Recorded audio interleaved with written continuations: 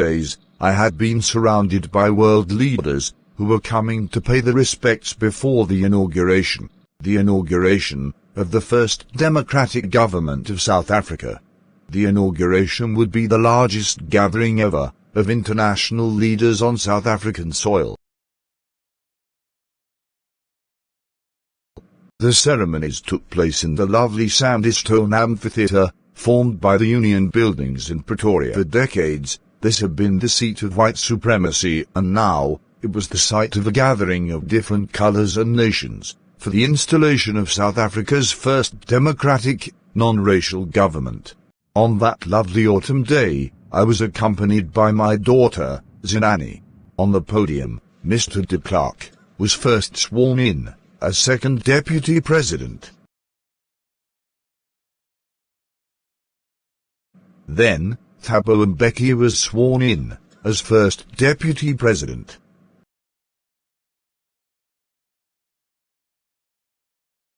When it was my turn, I pledged to obey and uphold the Constitution, and to devote myself to the well-being of the Republic and its people.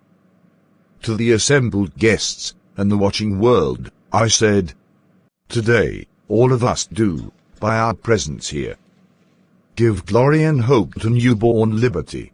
Out of the experience of an extraordinary human disaster that lasted too long must be born a society of which all humanity will be proud. We, who were outlaws not so long ago..." The people were outlaws because many countries had broken off diplomatic relations with South Africa. "Have today been given the right to be host to the nations of the world on our own soil. We thank all of our international guests for having come to take possession with the people of our country of what is, after all, a common victory for justice, for peace, for human dignity. We have achieved our political emancipation." Emancipation, freedom from restrictions. "We pledge ourselves to liberate all our people from the continuing bondage of poverty, deprivation, suffering, gender and other discrimination.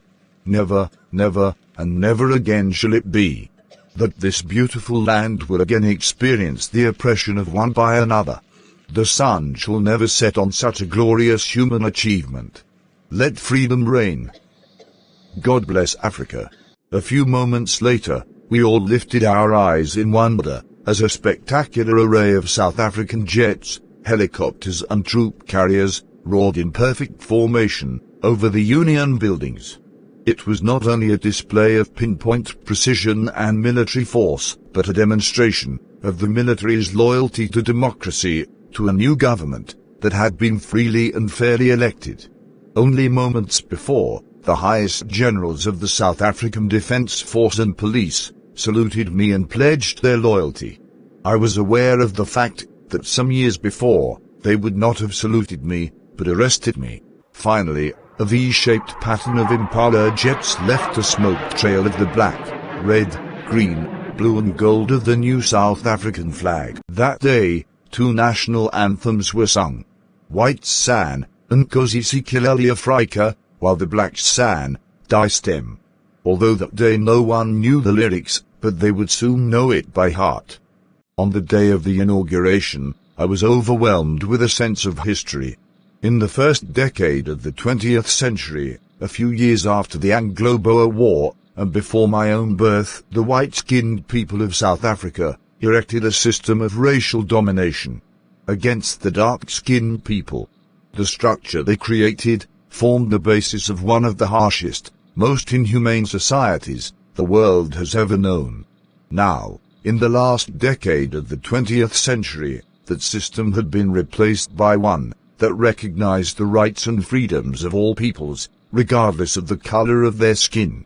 That day had come about through the unimaginable sacrifices of thousands of my people, people whose suffering and courage can never be counted or repaid.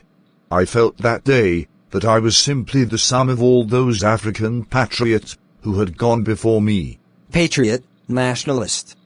I was pained that I was not able to thank them, and also that they were not able to see what their sacrifices had wrought. The policy of apartheid. Apartheid, domination of whites over blacks. created a deep and lasting wound in my country and my people. All of us will spend many years recovering from that intense pain. But the decades of oppression and brutality had another, unintended effect. It produced patriots like Oliver Tambo, Walter Sisulu, Chief Lutuli, Yusuf Dadoo, Bram Fisher, Robert Sobuk. Perhaps it requires such depths of oppression to create such heights of character. My country is rich in the minerals and gems that lie beneath its soil, but its greatest wealth is its people, finer and truer than the purest diamonds. It is from these patriots that I learned the meaning of courage. I have seen men and women give their lives for an idea. I have seen men withstand attacks and torture without breaking, showing a strength that is beyond imagination. I learned that courage is not the absence of fear, but the triumph over it.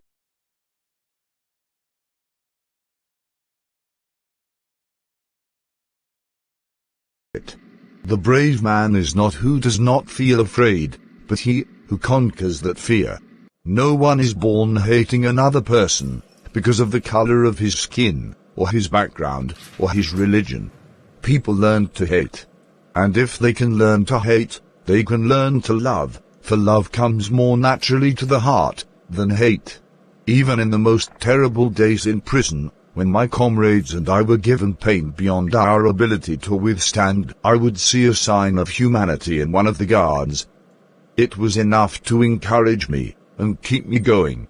Man's goodness is a flame that can be hidden, but never extinguished. In life, every man has two obligations. Obligations, duties. 1. Obligation to his family, to his parents, to his wife and children, and the other, obligation to his people, his community, his country. In a country like South Africa, it was almost impossible for a man of my birth and color to fulfill both of those obligations. In South Africa, a man of color who attempted to live as a human being was punished and isolated. In South Africa, a man who tried to fulfill his duty to his people was ripped from his family and his home and was forced to live a life apart. I was not born with a hunger to be free. I was born to be free. Free in every way I could know.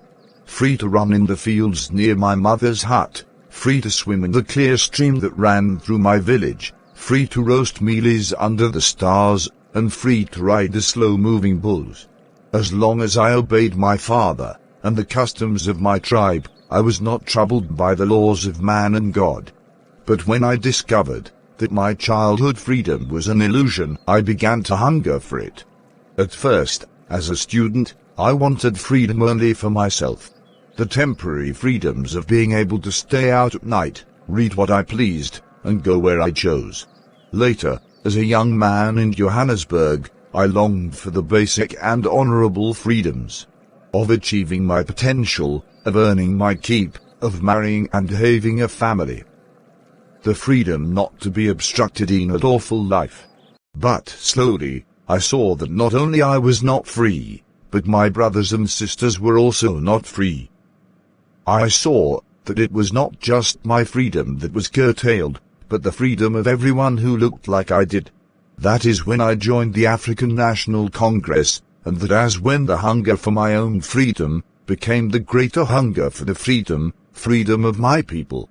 It was this desire for the freedom of my people to live their lives with dignity and self-respect that inspired my life, that transformed me from a frightened man into a bold one, from a law-abiding lawyer into a criminal, from a family-loving husband into a man without home, and from a life-loving man into a monk. I am not more self-sacrificing than the other patriots, but I found that I could not even enjoy the poor and limited freedoms I was allowed when I knew my people were not free. Freedom is indivisible. The chains on any one of my people were the chains on all of them. The chains on all of my people were the chains on me. I knew that the oppressor must be liberated, just as surely as the oppressed. Now you'll say, why does the oppressor need to be liberated? The oppressor oppresses the other people So why does he himself need to be liberated? An oppressor, a man who takes away another's freedom, is a prisoner of hatred, dislike, and narrow-mindedness. I am not free if my freedom is taken from me. In the same way, I am not free if I am taking someone's freedom. Therefore, both the oppressor and the oppressed need to be liberated.